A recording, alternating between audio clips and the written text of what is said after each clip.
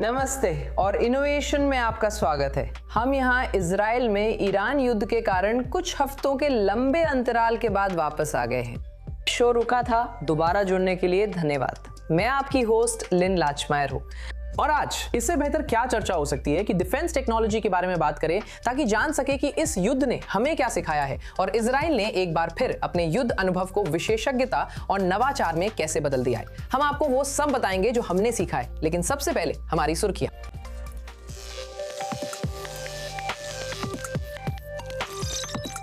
अब युद्ध का भविष्य पूरी तरह ड्रोन्स पे निर्भर है। मैंने इजरायली कंपनी एक्सटेंड का दौरा किया, जो मोर्चे को जमीन पर मौजूद सैनिकों से हटाकर आसमान में मौजूद मानव रहित वाहनों तक ले जा रही है। Israeli company Centrix world cup की सुरक्षा के लिए ऐसी प्रणाली ला रही है जो बिना गोली चलाए ड्रोन को नियंत्रित करेगी। ईरान ने उसी दिन इजराइल को जवाब दिया, लेकिन वो मुझे मैसेज का जवाब नहीं दे सकता। ये इस युद्ध से निकले एक मीम्स है जिन पर हम चर्चा करेंगे।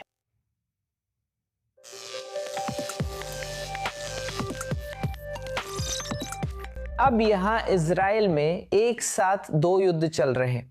एक ने हमें इतनी बार बम शेल्टर में भेजा है कि हम गिन भी नहीं सकते, और दूसरा हमारे मोबाइल फोन के अंदर हो रहा है, और ये भी उतना ही खतरनाक हो सकता है। और जानकारी के लिए मेरे साथ है ओवी सीगल, साइबर सुरक्षा कंपनी साइवर के को फाउंडर और सीईओ। ओवी, हमारे साथ जुड़ने के लिए धन्यवाद। तो इस हालिया ईरान युद्ध में क्या साइबर हमलों में बढ़ोतरी हुई है? हाँ बिल्कुल, वास्तव में युद्ध की शुरुआत से ही हमने साइबर हमलों में 700% की बढ़ोतरी देखी है, खासकर आम नागरिकों पर, और यहाँ इजराइल में कई कंपनियों पर भी सिर्फ पिछले 3 या 4 हफ्तों में ही, और ये रोजाना हो रहा है। आप इसे हर अखबार में पढ़ सकते हैं क्योंकि साइबर संस्थान इसे हर दिन जारी कर रहे हैं। हमने आम नागरिकों पर एक बड़ा हमला देखा। ये सुपरसेल और एग्ड और आइवरी जैसी बड़ी कंपनियों से आया था। बहुत सी बड़ी इजरायली कंपनियां आम नागरिकों को उनके एसएमएस संदेश में एक सर्वे मिलता है। ये बहुत बहुत असली लगता है क्योंकि इसका बहुत असर होता है और बहुत सारे लोग इसका जवाब देते हैं, लेकिन ये एक बहुत ही खतरनाक फिशिंग अभियान है। हमने युद्ध के दौरान ये भी देखा कि बहुत सारे नागरिकों को पिकुडा ओरेफ ऐप अपडेट करने के लिए एसएमएस मिला, और अगर किसी ने ऐसा किया तो ये खास तौर पर उनके फोन में घुस जाएगा और फिर वे उनके लॉगिन क्रेडेंशियल्स चुरा सकते हैं। सिर्फ पैसे ही नहीं चुरा सकते, वे सच में सारे लॉगिन क्रेडेंशियल्स चुरा सकते हैं, और ये बहुत बहुत खतरनाक है। और इन सभी हमलों के पीछे ईरान है या यहाँ पर और भी लोग शामिल हैं? वहाँ कई हमलावर हैं, लेकिन कुछ ईरान से आते हैं, कुछ रूस से और कुछ उत्तर कोरिया से।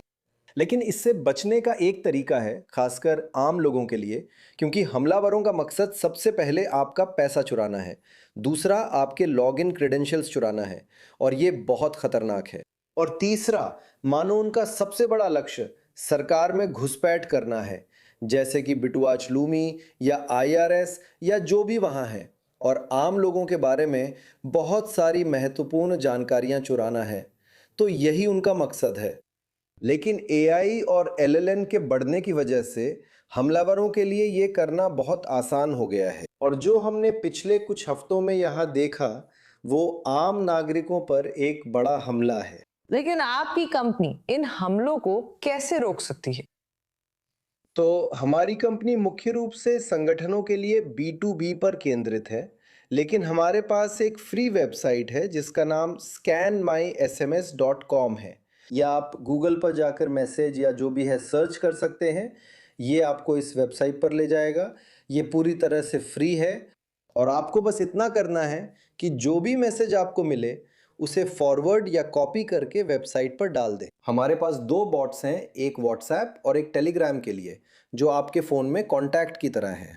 कोई भी मैसेज जो आपको मिले, आपको बस उसे वहाँ डालना है, चेक करना है, और पलक झपकते ही ये आपको बता देगा कि वो मैसेज डिनाइड है, इस्तेमाल करने के लिए सुरक्षित है, संदिग्ध है या खतरनाक है। और अगर ये एक खतरनाक मैसेज है तो उसे छूना भी मत। अब क्योंकि हम इजरायली साइबर संस्थान के साथ मिलकर काम कर रहे हैं, ऐसा कोई भी खतरनाक मैसेज सीधे उनके पास चला जाता है, और उन्हें पता है कि उससे कैसे निपटना है।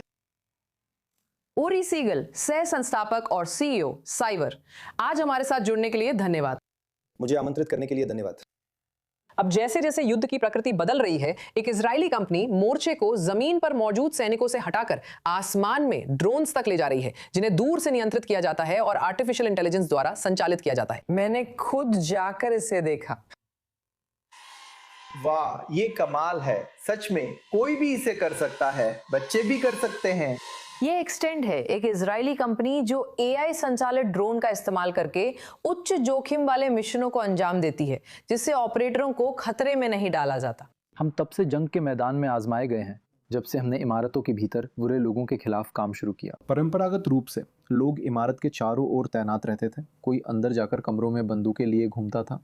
एक्सटेंड समाधान से अब आपके पास ड्रोन का झुंड हो सकता है, जैसे 3 ड्रोन। एक ड्रोन इमारत के ऊपर उड़ सकता है, एक ड्रोन इमारत में घुस सकता है और दूसरा ड्रोन वास्तव में अंदर जाकर कमरों को स्कैन कर सकता है और बुरे व्यक्ति को ढूंढ सकता है। इन तीनों ड्रोन्स को सैनिक या सुरक्षा गार्ड दूर से नियंत्रित कर सकते हैं, उन्हें वहां मौजूद होने की जरूरत नहीं।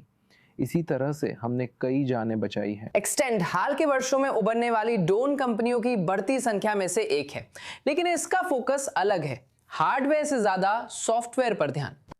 आज के आधुनिक युद्ध में कई देशों की हजारों या 10,000 ड्रोन कंपनियां सिर्फ उत्पाद पर ध्यान देती हैं, जबकि हम सॉफ्टवेयर पर फोकस करते हैं। तो सैनिकों, पुलिस अधिकारियों और यहाँ तक कि सुरक्षा गार्डों को भी संघर्ष या युद्ध में ऐसे ड्रोन से बदलने की क्षमता जिन्हें वास्तव में रिमोट से संचालित किया जा सकता है। ये दुनिया के 5 से अधिक संघर्षों में परखा और साबित हुआ है।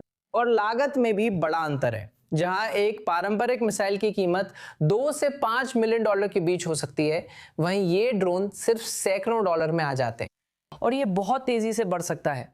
एक्सटेंड ने हाल ही में यूएस आधारित JFB कंस्ट्रक्शन के साथ 1.5 बिलियन डॉलर के विलय की घोषणा की है, जिसे एरिक ट्रंप का समर्थन प्राप्त है, जिससे एक नैस्डैक सूचीबद्ध स्वायत्त robotics company extend AI robotics बन रही है। लक्ष्य है कुशल उत्पादन और तेजी से विस्तार। हमने अपने मिशन को आगे बढ़ाने के लिए कंपनी को शेयर बाजार में सूचीबद्ध कराने का फैसला किया। हमारा मिशन एक्सटेंड में AI और रोबोटिक समाधानों से दुनिया को सुरक्षित बनाना है। यह बहुत बड़ा मिशन है जिसे छोटी कंपनी अकेले नहीं कर सकती। हम विस्तार के लिए ज्यादा फंडिंग चाहते थे, इसलिए मौजूदा सार्वजनिक कंपनी से विलय किया, जिससे प्रक्रिया छोटी हो गई। क्या आप कोशिश करना चाहेंगे? हाँ, ठीक है, चलिए चलते हैं। चलो कोशिश करते हैं। ड्रोन उड़ाना बहुत आसान है, कोई भी मिनटों में इसे उड़ा सकता है। इसके लिए MNF कंट्रोलर का इस्तेमाल करते हैं, जिससे मैं ड्रोन कंट्रोल करता हूँ। जहां स्क्रीन पर इशारा करता हूं, ड्रोन वहीं जाता है। आप सच में हे भगवान, ये तो पागलपन है। पिछले 3 वर्षों में इजराइल कई मोर्चों पर संघर्षों से जूझा है, जिससे रक्षा तकनीक में नवाचार तेज हुआ है। रक्षा तकनीक स्टार्टअप्स की संख्या में तेजी से बढ़ोतरी हुई है और सिर्फ 2025 में ही निवेश लगभग $1 अरब तक पहुंच गया है। रक्षा क्षेत्र की कई कंपनियां युद्ध के इंतजार में रहती हैं ताकि वे सक्रिय हो सकें। हमारी नज़र से देखें तो हमने इसे वास्तव में मैदान में उतारा और सबसे जटिल परिस्थितियों और मिशनों में अपना मिशन पूरा किया। हमारे लिए एक कंपनी के प्रबंधक और संस्थापक होना बहुत संतोषजनक था। हमारे पास जीवन बचाने की शक्ति और विशेषाधिकार थे। उन कारणों में से एक जिनकी वजह से इजराइल रक्षा तकनीक की दुनिया में इतनी महत्वपूर्ण कंपनी बन गया, वह है उसकी जीवित रहने की क्षमता। जब आपको जीवित रहना होता है, तभी नवाचार आता है। हम अपने छोटे देश की रक्षा के लिए सही तकनीक बनाने में बहुत रचनात्मक रहे हैं। और एक्सटेंट में युद्ध का भविष्य पहले से ही आकार ले रहा है। मुझे लगता है कि युद्ध का भविष्य पूरी तरह से एज AI पर आधारित है, जिससे ये ड्रोन और रोबोट वास्तव में एज पर काम कर सकें, सही फैसले ले सकें, या जब चीज़ें सही दिशा में नहीं जा रही हो तो रुक सकें। पुराने पारंपरिक मिसाइलों के विपरीत, जो एक बार लक्ष्य की ओर बढ़ी तो उन्हें रोकना असंभव था। तो आपने देखा कि ये कितना आसान था। ये बहुत आसान है, 1 मिनट से भी कम में आप भूल भुलैया में उड़ रहे थे। हाँ, सब कुछ यही है, इसलिए युद्ध क्षेत्र में जाने की जरूरत नहीं। बिल्कुल सही। आप इसे ड्रोन की सेना कह सकते हैं। हाँ, भविष्य हमारी सोच से कहीं ज़्यादा जल्दी आ रहा है। ट्रिगर को थोड़ा दबाएं, आत्मविश्वास रखें और दाईं ओर जाएं।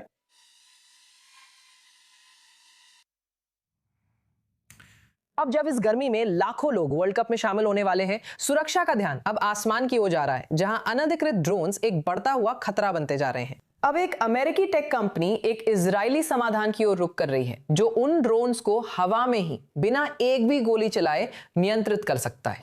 अब मेरे साथ ओडालिया बोकर है, सेंट्रिक्स में मार्केटिंग की वाइस प्रेसिडेंट, जो ओंडास ग्रुप का हिस्सा है। हमारे साथ जुड़ने के लिए धन्यवाद। तो बताइए, आपकी टेक्निक क्या करती है? अगर मुझे आपको जितना सरलता से समझाना हो तो ये मूल रूप से, मानो मैं कहूँ कि हम वही भाषा बोलते हैं जो ड्रोन अपने रिमोट कंट्रोल से बोलता है। ठीक है, तो ड्रोन और उसके रिमोट कंट्रोल के बीच एक कम्युनिकेशन प्रोटोकॉल होता है। हम उस भाषा को समझते हैं और हम प्रोटोकॉल से ही डेटा से जानकारी निकाल सकते हैं। हर वो चीज जो हमें ड्रोन को लोकेट करने और उसके इरादे को समझने में मदद करेगी। तो वो कहाँ है, कितनी तेज उड़ रही है, कौन सा ब्रांड है, कौन सा मॉडल है, ड्रोन का सीरियल नंबर क्या है। और अगर किसी भी समय हमें लगे कि कोई खतरा है या ड्रोन उस इलाके में जा रहा है जो नो फ्लाई जोन है, तो हम उसे अपने नियंत्रण में ले लेंगे। इसका मतलब है कि हम ड्रोन को रिमोट से डिस्कनेक्ट कर निर्देश देंगे। अब मैं तुम्हारा रिमोट कंट्रोल हूँ, तुम्हें वहीं उतरना होगा जहां मैं कहूँ। अब आप वो कंपनी है जो इस गर्मी में वर्ल्ड कप की सुरक्षा करने जा रही है, तो आप इसे असल में किससे सुरक्षित कर रहे हैं? तो हम इसे ड्रोन घुसपैठ से सुरक्षित कर रहे हैं। असल में आप जानते हैं स्टेडियम्स, वैसे हमने देखा है कि 2 साल पहले पेरिस में ओलंपिक के दौरान भी ऐसा हुआ था। आप जानती हैं आजकल ड्रोन का इस्तेमाल कई तरह के कामों के लिए किया जाता है। जैसे हमने देखा है टीमें जासूसी करती हैं, दूसरी टीमों की ट्रेनिंग के दौरान, और बस ड्रोन उड़ाकर ये समझने के लिए कि वे किस चीज की ट्रेनिंग कर रहे हैं, वे किस पर ध्यान केंद्रित कर रहे हैं, सिर्फ जानकारी हासिल करने के लिए। तो भले ही ये इरादा खतरनाक ना हो, लेकिन ये फिर भी गैर कानूनी है। आप ऐसा नहीं कर सकती। और यही तो तराजू का एक पहलू है। आप जानती है, ये कोई शौकिया हो सकता है या कोई ऐसा जिसे कुछ पता ही ना हो, जैसे कोई बच्चा ड्रोन से खेल रहा हो और उसे पता ही ना हो कि उसे ड्रोन उड़ाने की इजाजत नहीं है। इस इलाके में आप जानती हैं, स्टेडियम के पास या स्टेडियम के अंदर, और खुदा ना खास्ता आतंकवादी हमलों तक की बात हो सकती है। अब एरिना, बहुत घनी आबादी वाले इलाके होते हैं, तो आप कैसे सुनिश्चित करेंगी कि आम जनता को कोई भी बाधा महसूस ना हो? तो मूल रूप से जो होने वाला है वो ये है कि जैसे ही ड्रोन ऑन होगा, हम उसे तुरंत डिटेक्ट कर लेंगे। सही है? तो भले ही वो अभी तक उड़ा नहीं है, वो जमीन पर ही है। अगर वो स्टेडियम से 5 से 10 किलोमीटर के दायरे में है, तो हम उसे डिटेक्ट कर लेंगे। अगर हम तय करें तो ये बस कुछ सेकंड्स का काम है ना? हम तय करेंगे कि ये दुश्मन है, ये वो ड्रोन नहीं है जिसे हम पास में देखना चाहते हैं। हम इसे उसके रिमोट कंट्रोल और ऑपरेटर से डिस्कनेक्ट कर देंगे, जैसे पायलट देखेगा कि सिग्नल चला गया है। उन्हें पता नहीं चलेगा कि हम बैकग्राउंड में काम कर उनके ड्रोन्स को डिस्कनेक्ट कर रहे हैं, वे उसे उड़ा नहीं पाएंगे। यही बात है। अगर ड्रोन आ रहा है, आप जानती हैं, बाहर से, तो हम इसे स्टेडियम तक पहुंचने से काफी पहले ही पकड़ लेंगे, और इसलिए जनता को पता भी नहीं चलेगा कि हम ड्रोन्स को रोक रहे हैं। कोई घबराहट नहीं होगी, क्योंकि उन्होंने ये नहीं देखा होगा कि आसपास कोई ड्रोन था। पिछले कुछ वर्षों में ड्रोन कंपनियों की संख्या काफी बढ़ी है। आपको क्या लगता है, क्यों? तत्कालता का एहसास है, सिर्फ यूक्रेन और मिडिल ईस्ट में चल रही जंगों की वजह से ही नहीं। मुझे लगता है कि अब सबको ये एहसास हो रहा है कि ये घटनाएं अब एक बार की नहीं रही, ये लगातार हो रही हैं, और अब ये यहीं रहने वाली है। ड्रोन्स भी अब यहीं रहने वाले हैं। और अगर हम ड्रोन का अच्छा इस्तेमाल करना चाहते हैं, मतलब अगर आप और मैं पिज्जा ऑर्डर करना चाहें और वो ड्रोन से डिलीवर हो, तो हमें इस ट्रैफिक को अनचाहे ड्रोन से सुरक्षित रखना होगा। हर नई तकनीक की तरह जैसे इंटरनेट को एंटीवायरस की जरूरत पड़ी थी, वैसे ही ड्रोन को भी आप जानते हैं अच्छे ड्रोन को बुरे ड्रोन से सुरक्षित रखने की जरूरत होगी।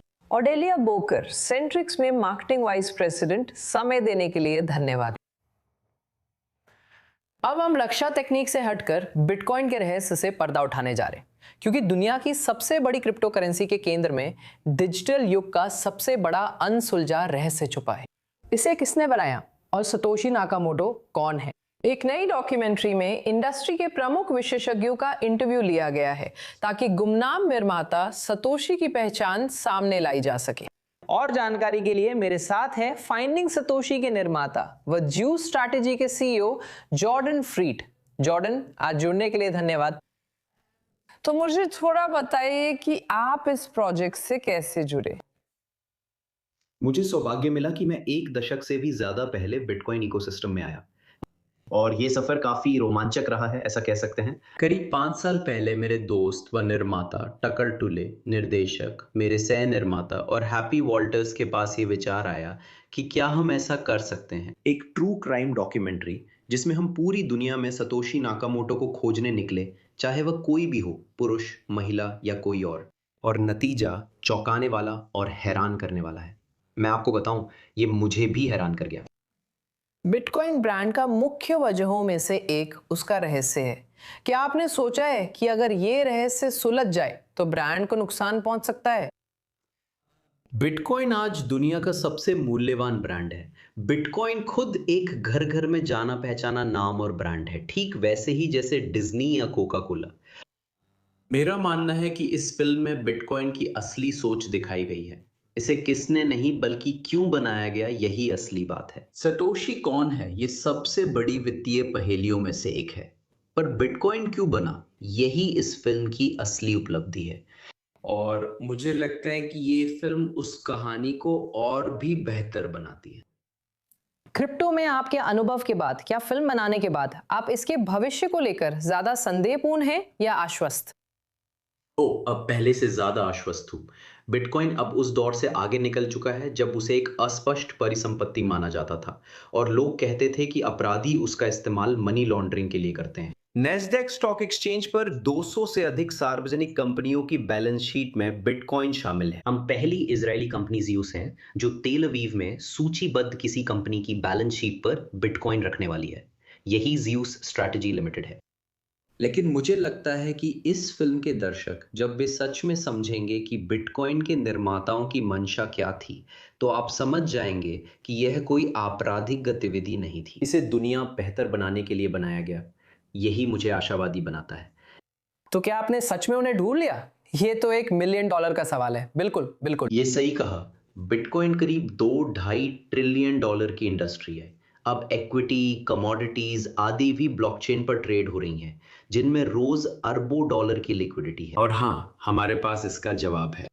ये पहले के जवाबों से अलग है। न्यूयॉर्क टाइम्स ने रिलीज से कुछ हफ्ते पहले कहा था कि ये एडम बैक है, लेकिन मैं कह सकता हूं कि ये एडम बैक नहीं है। फिल्म देखने के लिए अब ये फाइंडिंग satoshi.com पर उपलब्ध है। जल्द ही आप इसे सभी स्ट्रीमिंग प्लेटफॉर्म्स पर देख सकेंगे, चाहे इजराइल में हो या विदेश में। मैं फाइंडिंग सतोशी देखने के लिए उत्साहित हूँ। अब रिलीज हो चुकी है, तो जॉर्डन फ्रीड को देखिए जो इसके प्रोड्यूसर और ज़्यूस स्ट्रैटेजी के सीईओ है। हमारे साथ होने के लिए धन्यवाद। मुझे बुलाने के लिए धन्यवाद। अब अल्पाइन तलाक शब्द वायरल है क्योंकि एक पर्वतारोही ने ऑस्ट्रिया के सबसे ऊंचे पहाड़ पर अपनी गर्लफ्रेंड को मरने के लिए छोड़ दिया, और जाहिर है वो अकेली नहीं है। जो ब्राउन की ये रिपोर्ट है, किसी को भी ब्रेकअप या उसकी प्रक्रिया पसंद नहीं होती। ये अक्सर अजीब और असहज होती है और आंसू ला सकती है। तो मैंने उस अजीब स्थिति से बचने के लिए एक तरीका निकाला है। आपको करना बस इतना है कि अपने पार्टनर को हाइक पर बुलाना है, उन्हें कहीं सुनसान जगह ले जाना है और फिर उन्हें वहीं मरने के लिए छोड़ देना है। हाँ, ये थोड़ा अजीब है ना? लेकिन महिलाओं के मुताबिक ये आम बात है जो अपनी कहानियां टिकटॉक और इंस्टाग्राम पर शेयर करती हैं। ऐसे कई मामले सामने आए हैं जिनमें पुरुष पार्टनर जरूरी नहीं कि वो उनका रिलेशनशिप पार्टनर हो, लेकिन अक्सर वो महिला होती है। एक ऐसे आदमी की कहानी शेयर कर रही हैं जो उन्हें हाइक पर जाने के लिए जोर देता है और फिर खुद बहुत आगे निकल जाता है और उन्हें पीछे छोड़ देता है। अगर आप सोच रहे हैं कि ये खतरनाक है तो सही सोच रहे हैं, ये सच में खतरनाक है। ऐसे कुछ मामले हुए हैं, जैसे फरवरी में जब एक ऑस्ट्रियाई आदमी को अपनी गर्लफ्रेंड को पहाड़ की हाइक पर ठंड से मरने के लिए छोड़ देने के कारण लापरवाही से हुई गैर इरादतन हत्या का दोषी ठहराया गया था। और उसकी अदालत की सुनवाई में उसकी कई पूर्व गर्लफ्रेंड्स ने गवाही दी कि ऐसा पहली बार नहीं हुआ है। अप्रैल की शुरुआत में एक हवाई का एक डॉक्टर को इसी तरह की घटना के लिए गैर इरादतन हत्या की कोशिश का दोषी ठहराया गया था। और ज्यादातर मामलों में इससे बस पार्टनर्स के बीच और ब्रेकअप के दौरान अजीब सी असहजता पैदा होती है और उनके बीच की भौतिक दूरी ने एल्पाइन तलाक शब्द को जन्म दिया है। असल में ये शब्द टिकटॉक और इंस्टाग्राम पर ट्रेंड आने से पहले का है। ये शब्द 1893 की एक लघु कहानी से आया है जिसे रॉबर्ट बेयर ने लिखा था। कहानी में एक आदमी स्विस आल्प्स में अपनी पत्नी को मारने की कोशिश करता है, इसलिए इसे अल्पाइन तलाक कहा गया। तो ये साफ तौर पे लगता है कि ये चीजें कई लोगों के साथ हो रही है। मैंने पहले जो कहा था उसके बावजूद मैं ऐसा नहीं करूंगा। मैं किसी ऐसे व्यक्ति को नहीं जानता जिसने ऐसा किया हो, लेकिन ऐसा लगता है कि ये कहानियां सोशल मीडिया पर और अधिक बार सामने आ रही हैं। तो अगर आपको किसी पुरुष द्वारा हाइक पर आमंत्रित किया जाता है जो इस काम में आपसे अधिक अनुभवी हो सकता है, तो बहुत सावधान रहें, क्योंकि कौन जानता है वो आपको मरने के लिए छोड़ सकता है। और यही वजह है कि मैं हाइकिंग नहीं करती। अब इंटरनेट सबसे अंधेरे पलों को भी कॉमेडी बना देता है, और यही बिल्कुल वही हुआ ईरान युद्ध के दौरान भी, जिसने हमारी फीड्स को कंटेंट से भर दिया। ईरान ने अपने दुश्मनों का मजाक उड़ाने के लिए कई लेगो मूवीज रिलीज की हैं, जैसे ये। They came to the border, 2 against 1, talking about peace with the sound of guns. They pushed him back, they thought it was done, walked away thinking they already won. He stood back up, walked to the water, not as a soldier, not as a bomber. He looked at the world and closed the gate. Now every country has to wait. Ships in line where nations wait. Energy crisis, high inflation rate. Europe nervous, Middle East stuck, Asia silent, America out of luck. साथ ही internet पर लोग पागल हो गए हैं और Israeli प्रधानमंत्री Benjamin Netanyahu से उन्हें बचाने की गुहार लगा रहे हैं। जरा देखिए। बेंजामिन नेतन्याहू, अगर आप सुन रहे हैं, मेरी माँ का नया बॉयफ्रेंड न्यूक्लियर हथियार बनाने के करीब है, जो करना है कीजिए। अब कई लोग न्यूक्लियर बम बना रहे हैं।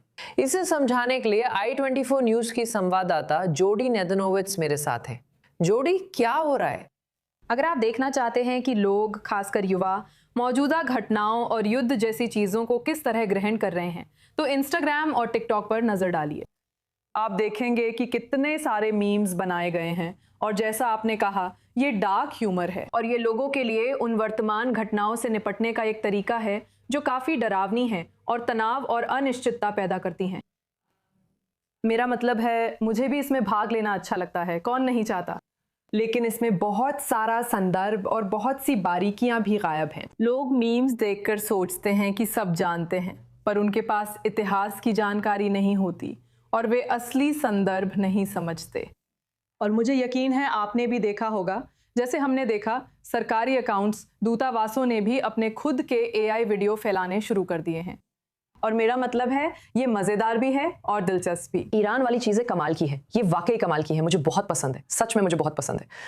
लेकिन असल में जब आप इसे देखते हैं तो ये बस एक और तरह का प्रचार है, और हम इसे इसलिए नज़रअंदाज कर देते हैं क्योंकि हमें ये बहुत मज़ेदार लगता है। लेकिन ये बिल्कुल वैसा ही है जैसे सरकारें हमारे विचारों को नियंत्रित करने का, नहीं नियंत्रित बल्कि प्रभावित करने का तरीका अपनाती हैं और एक खास नैरेटिव को बढ़ावा देने की कोशिश करती हैं, जो असल में प्रचार ही है। ये पहले जैसा नहीं है, थोड़ा अलग है, लेकिन निश्चित रूप से ये अच्छा नहीं है, अच्छी छवि नहीं बनती।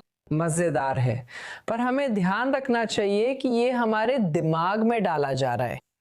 अब हमारे पास हमेशा एक प्लेलिस्ट रहती है। ये सब क्या है? हाँ, मुझे एप्पल म्यूजिक ज्यादा पसंद है। ओ नहीं, तुम उनमें से हो। हाँ, ठीक है, जारी रखो। लेकिन जैसा कि हम हर साल लोगों द्वारा शेयर किए गए स्पॉटिफाई रैप्स में देखते हैं, लोग सोचते हैं कि हमें जानना है कि वे अपनी जिंदगी में क्या सुन रहे हैं, और अब तो शायद मरने के बाद भी। तो अब स्पॉटिफाई ने लिक्विड डेथ के साथ साझेदारी की है, जो एक एनर्जी ड्रिंक कंपनी है, और उन्होंने एक शवदाह कलश बनाया है जो वैसा ही है जैसा सुनने में लगता है। तो अब जब आप मर भी जाएं, तब भी आप हमेशा अपने पसंदीदा गाने सुन सकते हैं। हे भगवान, ये प्लेलिस्ट बहुत भारी है, इसमें बड़े फैसले लेने पड़ते हैं। ठीक है, i24 न्यूज संवाददाता जोड़ी नेज़ेविट्स हमारे साथ जुड़ने के लिए धन्यवाद। आज के लिए हमारे पास बस इतना ही समय है। मैं आपकी होस्ट लिन मैकमायर हूं। अगले हफ्ते इनोवेशन के नए एपिसोड में जुड़िए। देखने के लिए धन्यवाद। अब जहां कहीं भी हूं, आपका दिन शानदार रहे। तेल अवीव से शुभकामनाएं।